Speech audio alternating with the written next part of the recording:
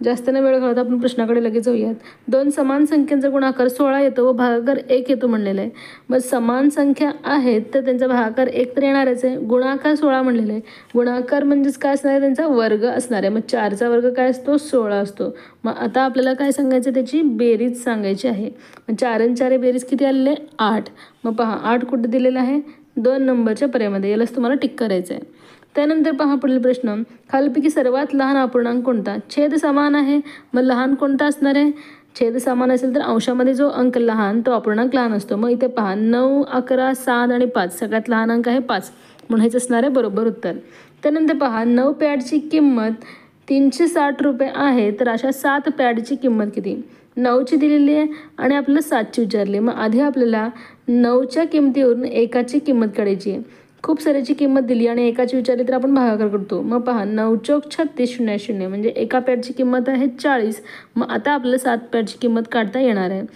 0 0 7 चौक 28 म्हणजे 280 हे असणारे 7 पॅडची किंमत. पहा 280 कुठे दिले, 4 नंबरच्या पर्यायामध्ये.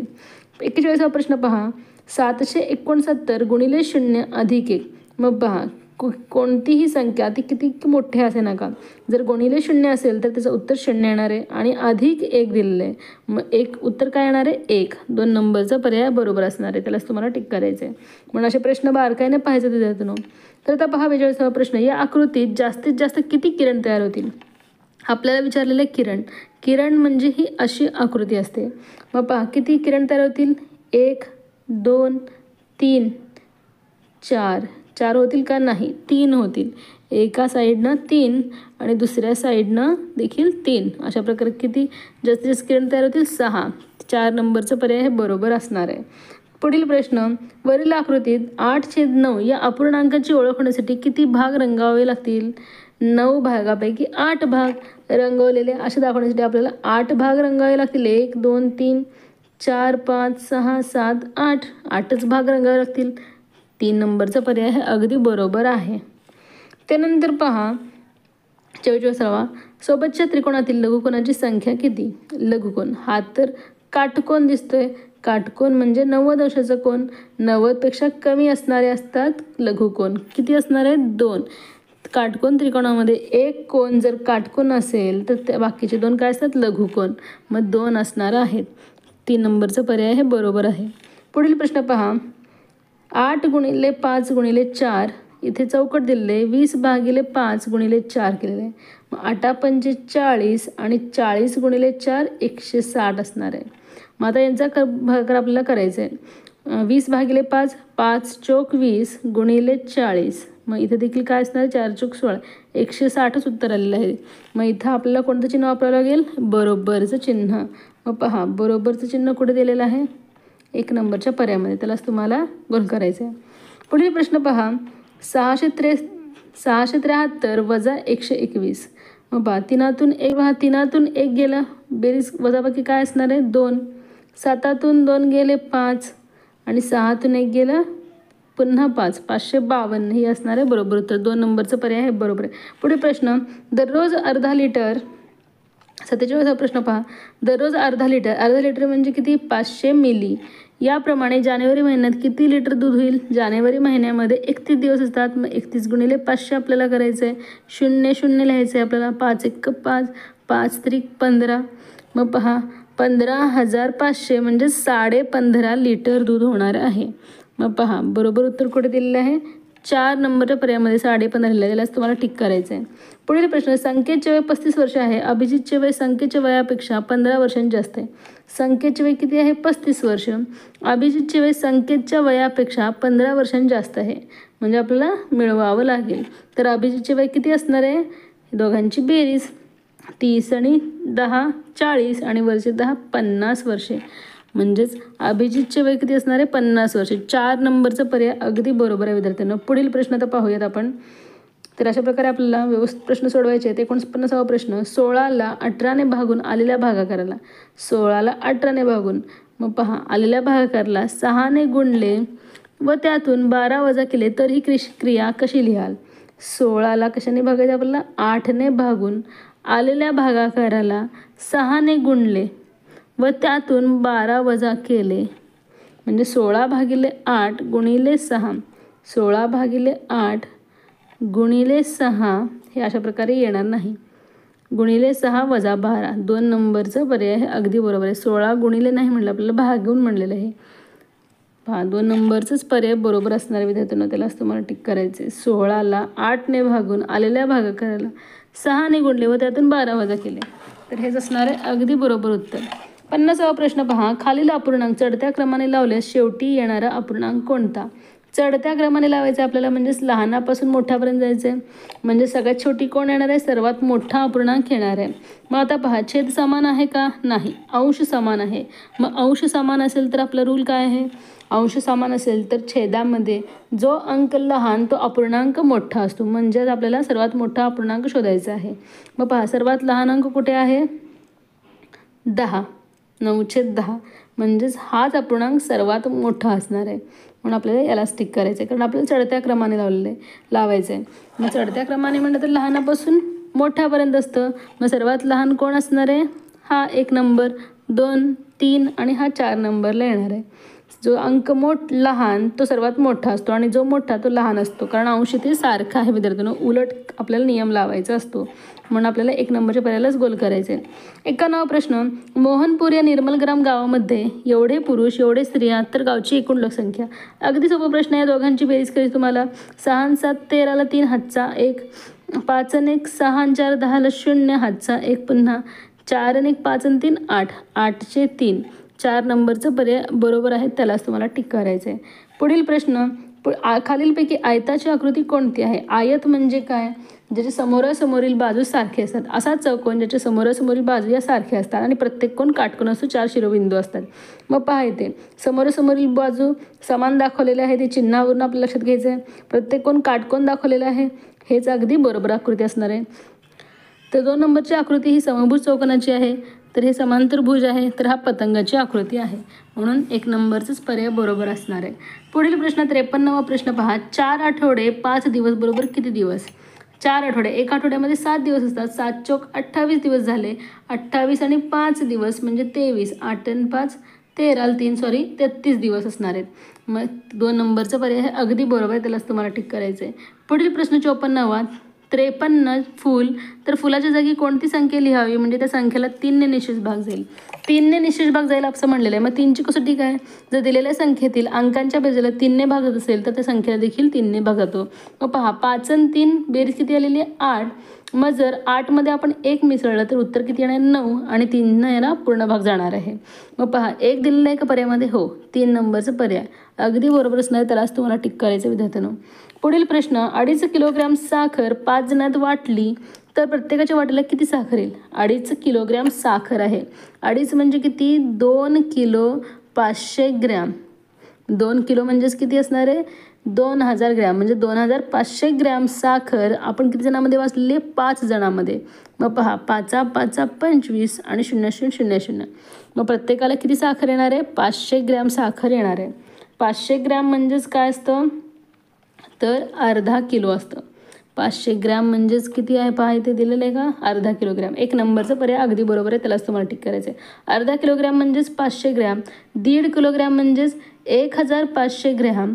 पाव किलोग्रॅम म्हणजे 250 ग्रॅम आणि पाऊण किलोग्रॅम म्हणजे 750 ग्रॅम. हे सगळे कन्व्हर्जन्स तुम्ही व्यवस्थित लक्षात ठेवायचं विद्यार्थ्यांचे, तुम्हाला फायदा होणार आहे परीक्षेमध्ये. पुढील प्रश्न पहा. 56वा प्रश्न. खालपैकी कोणत्या संख्येच्या 4 व 5च्या स्थानिक किमतीची बेरीज सर्वात जास्त आहे? 4 व 5ची स्थानिक किमतीची बेरीज सर्वात जास्त. पहा, या 4 आणि 5ची बेरीज काय असणार आहे? 45 येणार आहे. या 5 आणि 4ची काय बेरीज येणार आहे? 504 येणार आहे. या 4 आणि 5ची 450 येणार आहे. मग पहा, या 5 आणि 4ची 540 येणार आहे. मग कोणत्या संख्येची मग पहा, कोणत्या संख्येतील 4 व 5 याची स्थानिक किमतीची बेरीज सर्वात जास्त दिसते तुम्हाला? पहा बरं, 540. 4 नंबरचं पर्याय अगदी बरोबर आहे, त्यालाच तुम्हाला टिक करायचं विद्यार्थ्यांनो. अशा प्रकारे सर्व स्थानिक किमतीची बेरीज आधी काढायची आहे, मग आपलं उत्तर ठरवायचं आहे. पुढील प्रश्न 57वा. तर पहा, इथे अपूर्णांक दिलेले आहे. यामध्ये समच्छेद अपूर्णांक किती आहेत? समान छेद असणारे अपूर्णांक. मग पहा, 11 11 आणि 11 3 अपूर्णांक आहे ज्यांचा छेद हा समान आहे. इथे 11 हा अंशामध्ये आहे तर 7 छेदामध्ये. समच्छेद म्हणलेला याचा अर्थ काय? समान छेद असणारे अपूर्णांक. मग 3 अपूर्णांकाचा छेद हा समान आहे. पहा 4 नंबरच्या पर्यायामध्ये दिले, त्यालाच तुम्हाला टिक करायचं आहे. त्यानंतर पहा पुढील प्रश्न, 5000 मिलीलिटर बरोबर किती लिटर? 1 लिटर बरोबर किती असतं? 1000 मिली असतं. 1 लिटर बरोबर किती असतं? 1000 मिली असतं. तर 5000 मिली म्हणजे किती असणार आहे? 5 लिटर असणार आहे. 4 नंबरच्या पर्यायाला टिक करायचं आहे. जास्त वेळ लावायचा नाही, पटकन सोडवायचे तसे प्रश्न. पुढील प्रश्न, खाली दिलेल्या आकृत्यांमध्ये चौकोनांची संख्या किती? तर आपल्याला विचारले चौकोनाची संख्या. चौकोन आपण कोणाला म्हणतो? ज्या आकृतीला 4 कोन असतात त्याला आपण चौकोन असे म्हणतो. मग पहा, ही चौकोनाची आकृती आहे, ही देखील चौकोनाची आकृती आहे, ही त्रिकोण आहे. तर पहा, ही चौकोनाची आकृती होईल का? नाही. मग पहा आता, ही देखील येणार नाही. ही आहे, ही आहे. 1 2 3 4. तर 4 आकृती या चौकोनाच्या आहेत. मग पहा कुठे दिले 4? 1 नंबरच्या पर्यायामध्ये. त्यालाच तुम्हाला टिक करायचं विद्यार्थ्यांनो. पुढील प्रश्न पहा, 2009 नंतर येणाऱ्या लीप वर्षाच्या अगोदरचे वर्ष कोणते? 2009 नंतर येणारा लीप वर्ष. 9 नंतर येणारा लीप वर्ष कोणतं आहे? 10 सामान्य आहे, 11 सामान्य आहे, 12. 2009 नंतर येणारा लीप वर्ष कोणता आहे? 2012. कारण 4च्या पाड्यामध्ये 12 हा अंक येतो. त्याच्या अगोदरचे वर्ष विचारले, मग त्याच्या अगोदर कोणतं वर्ष आहे? 2011. मग पहा कुठं दिलेलं बरोबर उत्तर? 3 नंबरच्या पर्यायामध्ये. अशा प्रकारे तुम्हाला 3 नंबरच्या पर्यायाला गोल करायचे आहे. तर पहा, प्रश्न कसे आपल्याला फिरून फिरून विचारतात, परंतु प्रश्न जर तुम्ही बारकाईनं वाचला तर तुमचं उत्तर हे कधीच चुकणार नाही विद्यार्थ्यांनो.